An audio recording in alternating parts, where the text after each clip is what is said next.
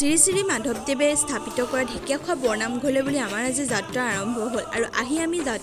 ঢেকীয়াখোৱা বৰনামঘৰৰ প্ৰথম তোৰণখনৰ তলেদি সোমাই আহিলোঁ আৰু সোমাই আহি যিটো ধুনীয়া দৃশ্য দেখিছোঁ দৃশ্য মানে ভক্তৰ সমাগম ইমানেই গাড়ী দেখিছোঁ ভাবিছোঁ আৰু ইয়াতে যে মানুহ বহুত বেছি হৈছে আৰু সঁচাকৈ মানুহ জোখতকৈ আমি ভবাতকৈ বেছিয়ে হৈ গৈছে আৰু আহি আমি নামঘৰ পালোহি আৰু নামঘৰৰ মুখতে যোনখিনি দোকান পোহাৰ আছে ফাৰ্ষ্টতে আমি সেইখিনি অকণমান চাই ল'লোঁ আৰু তাৰে ওচৰৰ দোকান এখনৰ পৰা আমি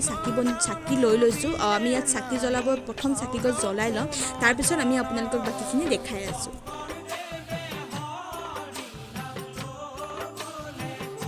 শংকৰদেৱৰ নিৰ্দেশ মতে যেতিয়া শ্ৰী শ্ৰী মাধৱদেৱে এক শৰণ নামঘৰৰ উদ্দেশ্যে গোটেই অসম ভ্ৰমণ কৰি আছিল তেতিয়াই যোৰহাটৰ এইডোখৰ লাদৈগড়ৰ এইখন গাঁৱতে তেখেতে আছিল এহাল দম্পতীৰ ঘৰত আৰু সেই দিনাখনি তেওঁ চাৰিটা দিশে চাৰিটা খুঁটা পুতি এই ঢেকীয়াখোৱা বৰনামঘৰ ভাগ স্থাপন কৰিছিল আৰু সেইদিনাখনি ৰাতিলৈ শুনামতে তেওঁ হেনো ঢেকীয়া শাকেৰে ভাত খাইছিলে আৰু তেতিয়া ঢেকীয়া শাকৰ ভাজিকণ ইমানেই খাই ভাল পালে এই নামঘৰ আৰু এই গাঁওখনৰ নামেই ঢেকীয়াখোৱা ৰাখি থৈ গ'ল আৰু বৰ্তমান ইয়াৰ কৰ্মকৰ্তাসকলে ঢেকীয়াখোৱা নামঘৰৰ বেক চাইডে ভক্তসকলৰ মনোৰঞ্জনৰ বাবে এভাগ পুখুৰী খান্দি নিৰ্মাণ কৰিছে আৰু সেই পুখুৰী ভাগত মাছ কাছৰ ইত্যাদি